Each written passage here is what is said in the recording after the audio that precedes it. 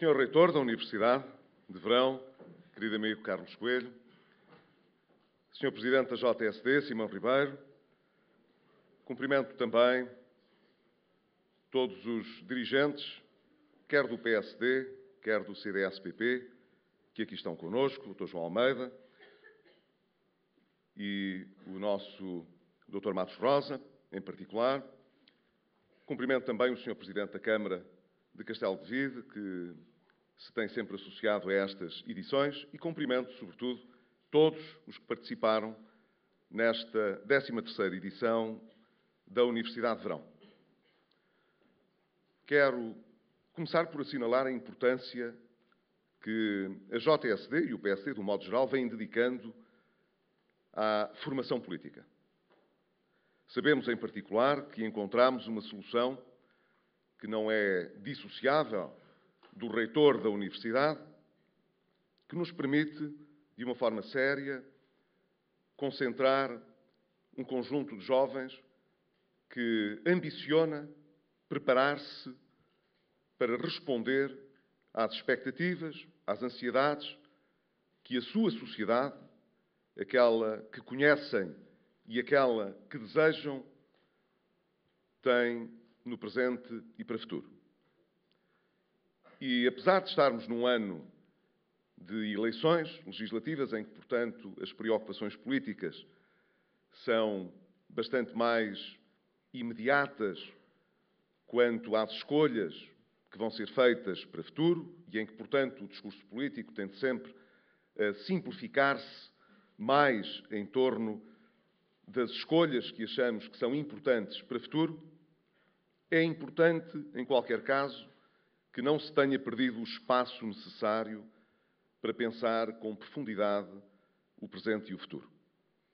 E isso aconteceu nesta edição, mais uma vez, apesar de estarmos num clima já muito próximo das eleições, e eu quero cumprimentar-vos por isso, porque é evidente que todos aqueles que foram convidados a partilhar convosco as suas experiências, os seus pensamentos, deram um contributo decisivo para que nós pudéssemos ter sucesso nesta edição, mas o que garante realmente o sucesso da edição não é ver muita gente que queira partilhar e que esteja disponível para transmitir a sua visão e o seu pensamento sobre as coisas, é quem está desejoso de ouvir, de aprender e também, depois, de dar o seu próprio contributo à sociedade, que define o verdadeiro sucesso da edição.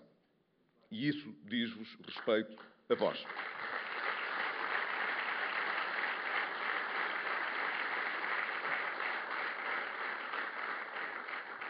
A minha segunda palavra é para lhes dizer que eu concebo a atividade política e vejo a atividade governativa, em particular, a que estive associado nestes anos, como um serviço que nós prestamos a toda a nossa comunidade, a toda a nossa sociedade. Não há nenhuma contradição entre liderar um partido e governar para um país. Julgo que esta é uma percepção importante que se deve ter a culminar numa semana de formação política. Os partidos são simplificações também que permitem às pessoas fazer escolhas de uma forma mais convincente. Mas os partidos não devem aspirar a dividir a sociedade. E muito menos, neste caso, os portugueses. Nós sabemos que os partidos são diferentes uns dos outros. E quando as pessoas fazem escolhas, evidentemente, acentuam também essas diferenças. Mas nós nunca podemos ter uma noção estritamente partidária do mandato que recebemos. Porque nós não governamos apenas para aqueles que votaram em nós. Nós não governamos apenas para os nossos partidos, nem sequer para os nossos partidos. Não podemos governar apenas para os que nos escolheram. Governamos para todos. E isso exige que quem governa saiba distinguir muito bem aquilo que são as perspectivas do seu partido, as suas próprias perspectivas políticas e depois aquilo que deve ser exigido pelo eleitorado em geral, pelos cidadãos em geral, que é independência suficiente para se governar a pensar no futuro de todos e não apenas no de alguns. Costuma-se dizer que quando um Presidente da República é eleito, se torna Presidente de todos os portugueses. Mas não é verdade que um governo, quando é escolhido e é eleito, só é governo de uns quantos.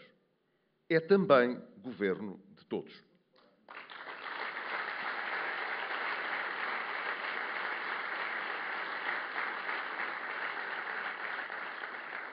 E isso é próprio da democracia.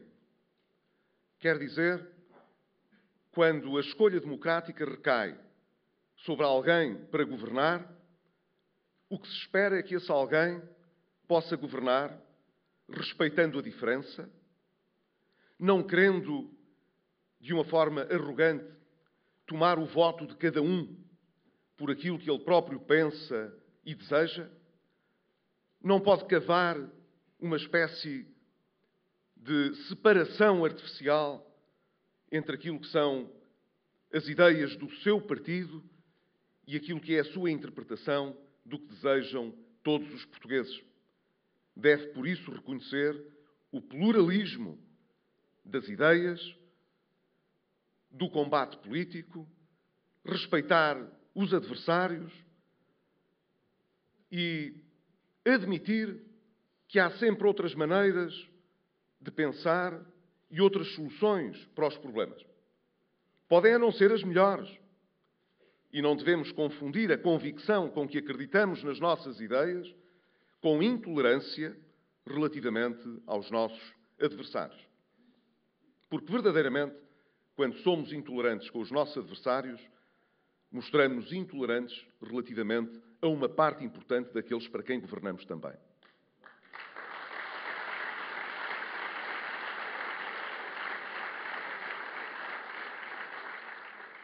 Por isso, nestes anos, nós procuramos governar a pensar no futuro do país e dos portugueses. Não teremos feito tudo bem, evidentemente, ninguém faz tudo bem. Mas a nossa motivação, sempre que decidimos alguma coisa, foi a de poder preparar um futuro que pudesse ser melhor para todos e não apenas para alguns. Claro que depois sabemos que não estamos todos nas mesmas condições. Nós vivemos anos de profunda transformação. E quando há profundas transformações na sociedade, na economia, na política, as coisas não voltam ao que eram. Para o bem e para o mal. O que nós esperamos é que das transformações possamos sair mais fortes e em condições de poder ter um futuro de maior prosperidade para todos. Mas sabemos que isso não é assim quando olhamos isoladamente para cada caso. Dou-vos um exemplo prático.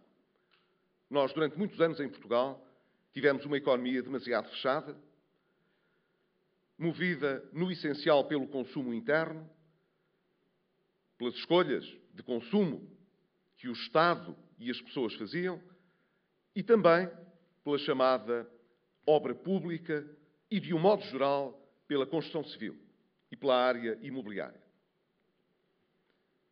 E apesar de não termos tido uma bolha imobiliária como outros países tiveram, dentro do espaço europeu, na verdade, tínhamos uma percentagem da nossa economia muito relevante que estava ligada a essas atividades. Hoje, julgo eu, nenhum responsável político pode, em consciência, dizer que vamos voltar a ter o mesmo tipo de investimento de obras públicas e na construção civil como tivemos durante 15 anos ou 20 anos. Porquê? Porque não é necessário. Nem o país precisa desses investimentos, precisa de outros, mas não precisa desses, nem nós temos forma de os pagar. Portanto, não vale a pena chover no molhado. Não voltaremos àquilo que era o regime económico assente na escolha de investimento em obras públicas e com uma área imobiliária assente na construção civil. É assim. Qual é o problema? É que muitas empresas e muitas pessoas trabalhavam nessas áreas. Essas pessoas, em regra, hoje estão pior do que estavam. O nosso objetivo, portanto, é que elas possam reencontrar outras oportunidades no futuro. Não é dar-lhes aquilo que já tiveram no passado. Isso seria conservar a sociedade, conservar a economia, conservar toda uma perspectiva de vida no passado. Não há ninguém que construa o futuro apenas a pensar conservar o passado. É assim, temos de andar para a frente. Mas temos de olhar para a realidade dessas pessoas. Muitas delas têm baixas qualificações. Ao contrário de muitos dos jovens de hoje que têm elevadas qualificações e que podem, portanto, contribuir para uma economia que acrescente mais valor, que traga mais inovação, como dizia muito bem o Presidente da JSD, muitas dessas pessoas têm mais dificuldade em dar esse contributo e não deixam de ter, legitimamente, a aspiração de viver com dignidade e de poder trabalhar e de poder, portanto, prosperar com o crescimento da economia. É esta a diferença que nós devemos apresentar quando confrontamos o passado por que passamos recentemente e o mais distante e perspectivamos o futuro. Nós não podemos dizer a todos os portugueses que o tipo de oportunidades que tinham no passado se vão agora reabrir. Porque sabemos que há mudanças importantes que impedirão que isso aconteça para muitos. Mas é indispensável que novas oportunidades possam aparecer para aqueles que querem mudar de vida, dedicar-se a outros setores económicos, a outras áreas de atividade e que sentem que têm um contributo a dar e que têm a expectativa de se poderem realizar também como pessoas. É essa a mensagem política fundamental que nós temos de dar para o futuro. Vencemos as dificuldades e vencemos as crises, não com o intuito de voltar ao que éramos, porque isso não é possível.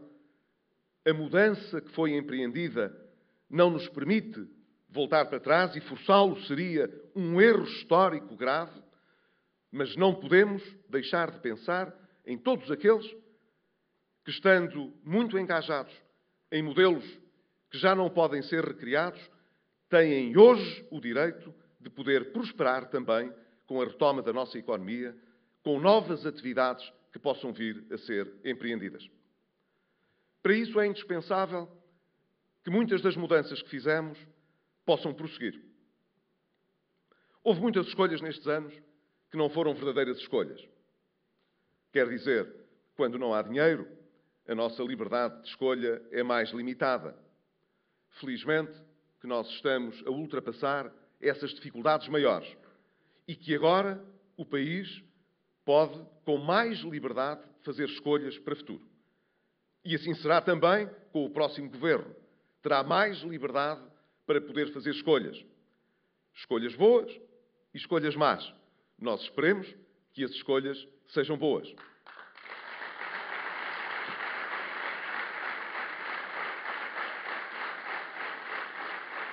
Mas essas mudanças que fomos empreendendo em muitos setores da nossa economia e do nosso Estado precisam de prosseguir de maneira a consolidar esta mudança e a dar-nos a maior liberdade possível para fazer, de facto, a mudança no futuro que nós desejamos. Isso implica algumas coisas. A primeira, que nós nunca desistamos de apostar na formação e nas qualificações e nas competências dos portugueses. Nós fizemos-lo nestes anos. Apesar das dificuldades, apesar das restrições financeiras, nós nunca deixámos de apostar nas qualificações dos portugueses. Dou-lhes um exemplo claro. Em 2005, nem o partido que então ganhou as eleições tinha no seu programa de governo conseguir que a escolaridade obrigatória fosse estendida aos 12 anos. Era uma meta que eu julgo importante.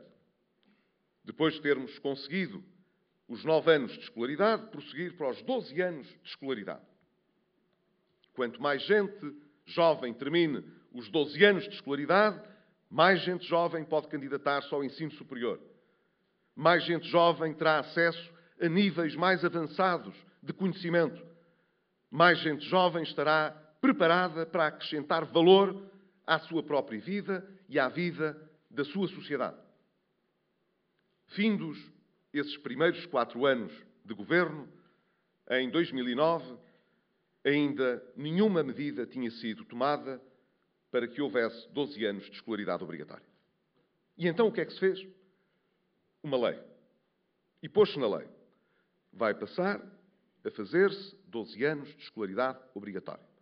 Este foi o grande incremento legislativo que em 4 anos o governo de então ofereceu. E quando houve eleições, 2 anos depois, em 2011, 2 anos envolvidos, o incremento não tinha saído dali. Estava na lei que havia de haver 12 anos de escolaridade obrigatória. Mas, mais uma vez, nada tinha sido feito nesses 12 anos para que a escolaridade obrigatória pudesse ser alargada. E foi justamente no meio de uma crise séria, com grandes restrições financeiras, que o governo que lidero executou essa mudança e, justamente neste ano, tivemos os primeiros alunos que concluíram o 12º ano e que iniciaram, em 2012, a escolaridade obrigatória de 12 anos no 10º ano de escolaridade.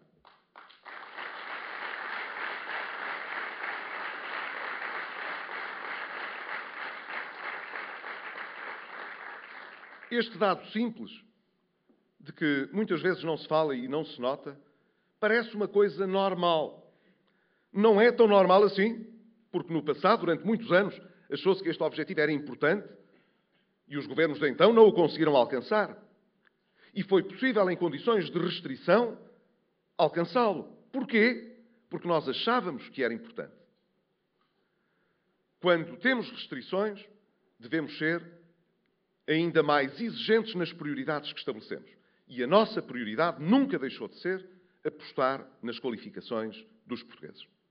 Segundo aspecto, nós precisamos de qualificações, mas precisamos também de um setor económico que possa ser ativo e dinâmico. Precisamos de uma economia aberta e não protegida. Porquê? Porque com uma economia aberta e não protegida, nós conseguimos olhar para o mercado global e não apenas para o nosso umbigo. Podemos crescer mais do que aquilo que as nossas próprias capacidades económicas e restrições económicas mais imediatas fariam adivinhar. Porquê olhar para um mercado que tem 6 milhões de consumidores se podemos olhar para um mercado que tem centenas de milhões, milhares de milhões de consumidores?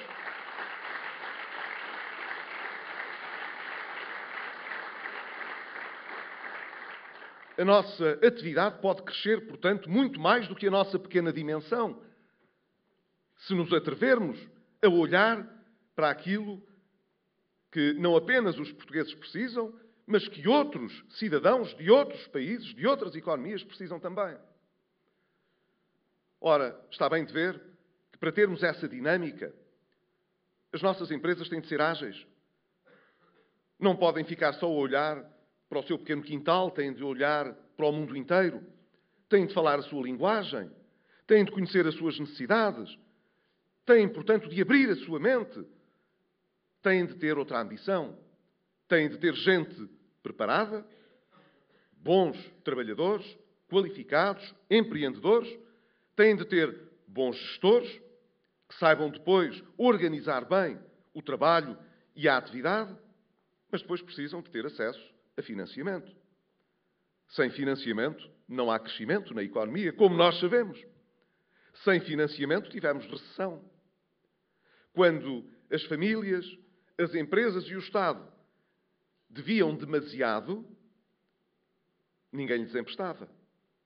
E se ninguém lhes emprestar e não houver dinheiro, se não houver financiamento, não é possível crescer. Nós aprendemos nestes anos como é possível refutar estes manicaísmos básicos que muitas vezes perpassaram o debate público. De que a alternativa é a austeridade ou crescer. Não é verdade. Nós, para crescer, precisamos ter financiamento e, para ter financiamento, nós temos de pôr as nossas contas em ordem. O resto, como todos se recordam, é uma história para crianças.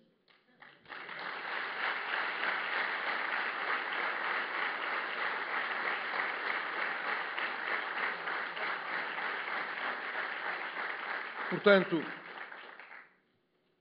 nós temos de negar veementemente este tipo de manicaísmos, esta forma artificial de colocar as escolhas aos portugueses. Nós, para crescer, precisamos de financiamento também. E para isso, nós precisamos de ter um sistema financeiro que seja aberto e que esteja disponível para canalizar os recursos que nós temos, que não são muitos, para aqueles que têm melhores ideias, melhores projetos, melhores empresas. É por isso que as empresas não podem ser as mesmas a vida inteira. Ou então, quando são as mesmas, mas são mal dirigidas, ou têm donos que não as sabem projetar para o futuro e oferecer a capacidade de gestão que é necessária para que elas possam satisfazer a sociedade e o mercado em que se inserem, então elas têm de mudar de dono. Tem de haver uma forma de não penalizar uma empresa que pode ser boa, mas que está a ser mal gerida, porque não teve ambição, e fazê-la mudar de dono. E para isso é preciso financiamento também. Nós não podemos canalizar o financiamento para proteger os maus negócios, apenas porque temos lá gente amiga ou mais conhecida, em quem confiamos mais porque andamos com eles no liceu ou na universidade, porque os conhecemos no nosso partido ou noutro sítio qualquer. Não é para isso que existem os bancos. Nem os governos, não é para trazer os amigos.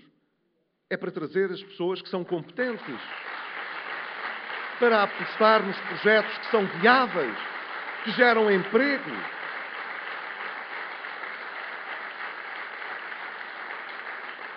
Ora, essa transformação gradual tem vindo a ocorrer também no nosso país e é fundamental para que nós possamos ter liberdade económica e financeira.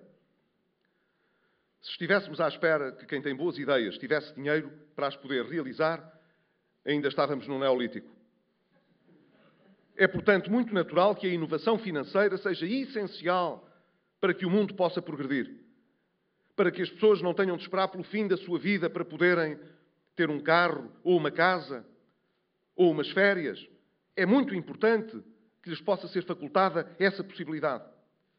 E elas não podem aceder a tudo isso sem correr riscos e perceberem que quando se desconta o futuro, se tem de construir também um futuro com mais possibilidades, porque senão, descontando demasiado o futuro, ficamos com pouco futuro pela nossa frente. O sistema financeiro é crucial para que as sociedades possam crescer e para que as pessoas possam ambicionar mais justiça social.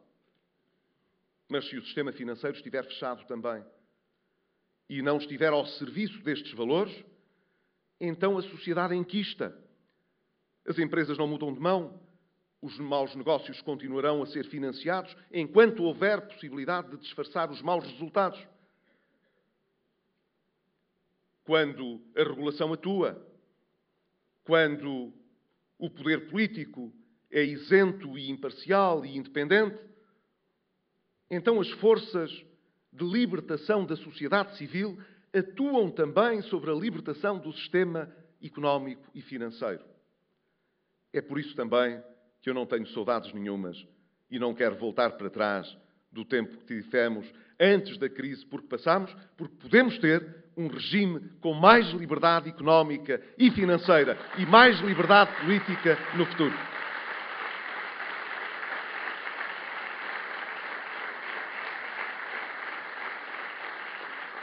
E nós estamos a construir esse futuro.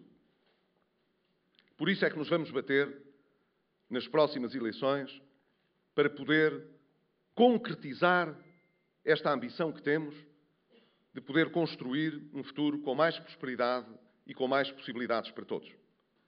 Foi por isso que o PSD e o CDS-PP fizeram uma coligação. Esta é uma coligação entre dois partidos que asseguraram o governo do país no período mais difícil da sua história democrática e que acharam que deviam, coligados partidariamente, abrir esta coligação a todos os portugueses e a todos aqueles que, não sendo também do PSD ou do CDS-PP, acham que o mundo não é preto e branco e que o que está em causa para o futuro não são convicções ideológicas nem dogmatismos partidários, são coisas muito concretas como estas que eu acabei de descrever. Se podemos ou não ter mais liberdade económica e social e financeira. Se podemos ou não ter mais pluralismo político. É verdade. Em que não reduzamos a política ao nós e eles, às trincheiras daqueles que governam apenas para certos grupos, mas que devem governar para todos os portugueses.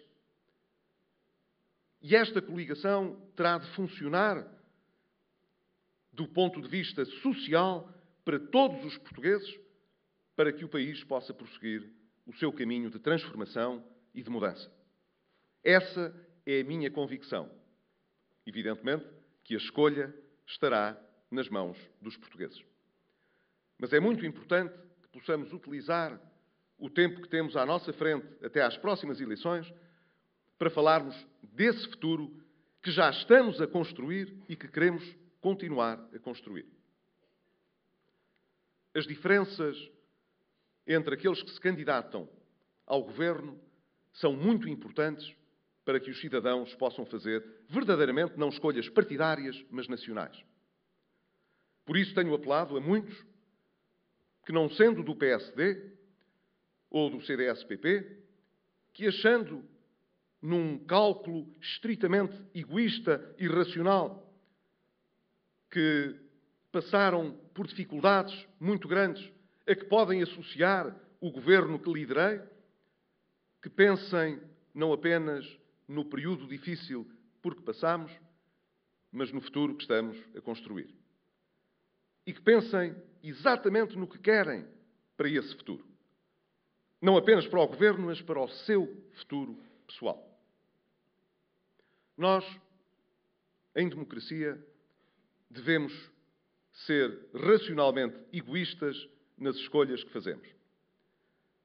Porque é isso que faz sentido.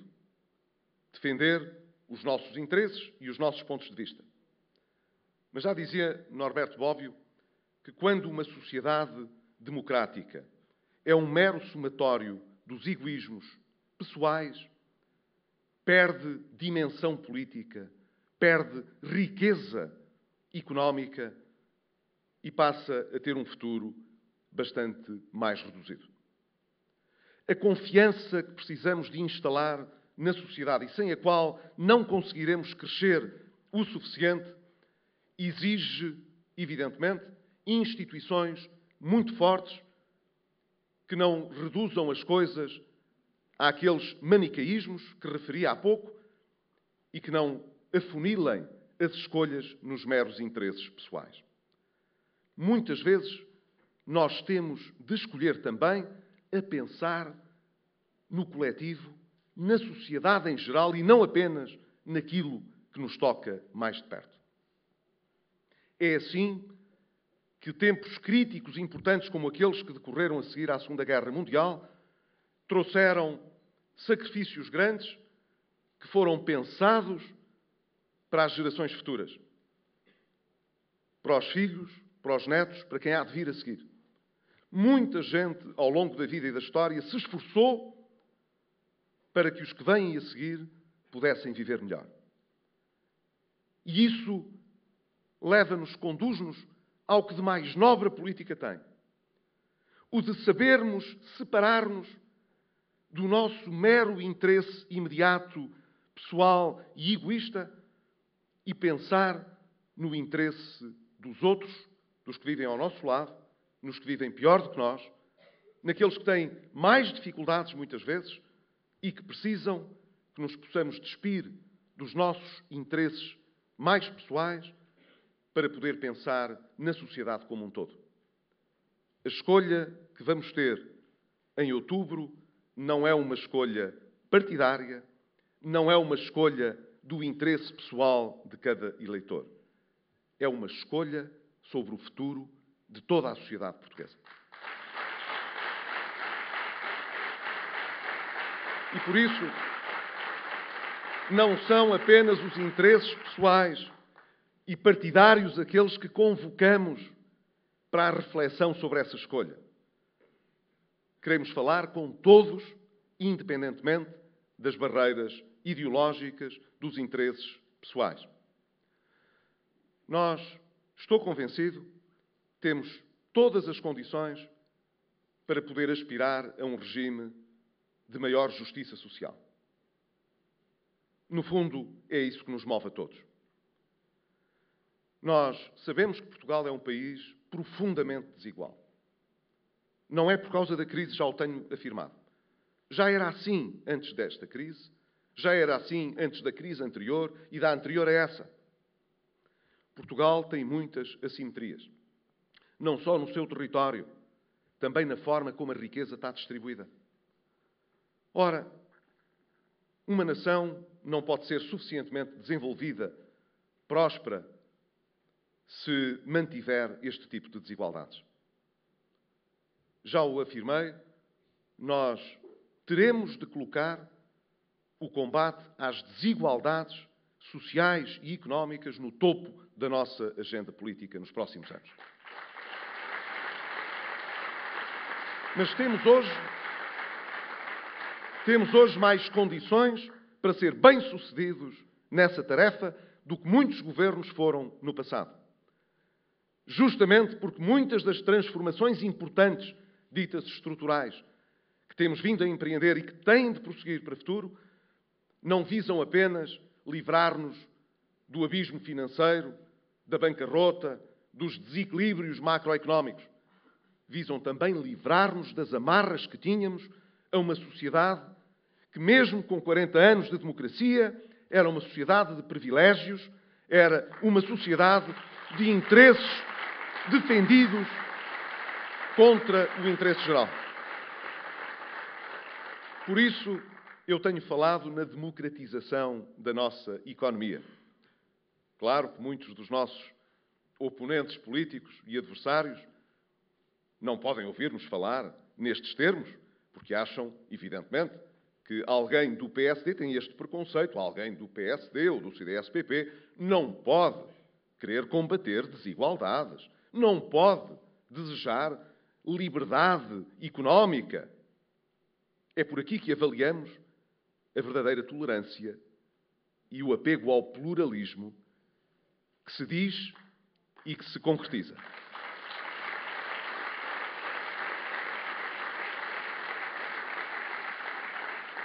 Eu não vejo da mesma maneira. Eu acho que todos nós aspiramos genuinamente a esse resultado. A política não é um exercício de cinismo filosófico e intelectual que nos permita chegar a um resultado escondido por formas mais ou menos transparentes.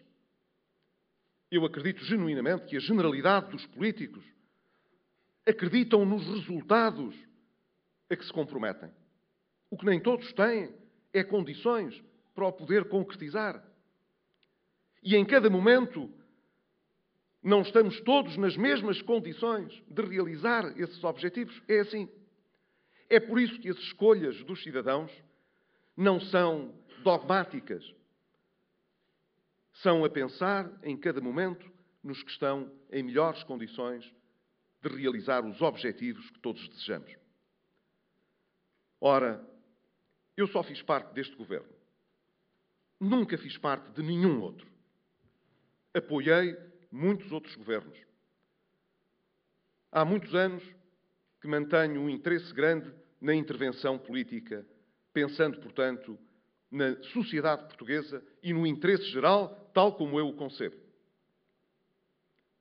Não posso responder por todos os que me antecederam, mas dos 4 anos que levo desta experiência, quero dizer-vos, foi difícil, mas valeu a pena.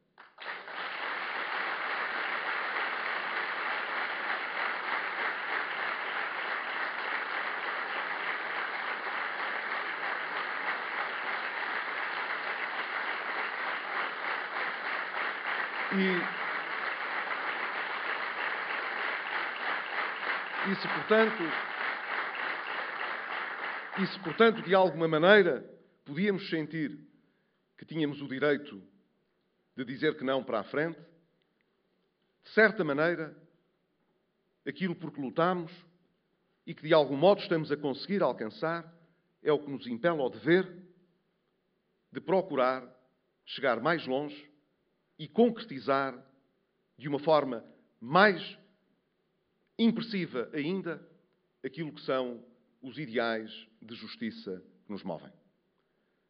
Eu julgo, como dizia há pouco, que Portugal tem todas as condições para prosperar, para ser uma economia competitiva, com valor acrescentado nos salários, nos bens e serviços das nossas empresas, casando, como dizia e muito bem o Simão Ribeiro, os centros de investigação, as universidades, os politécnicos, com o nosso tecido económico, com as nossas empresas, com os trabalhadores e os gestores da sociedade portuguesa.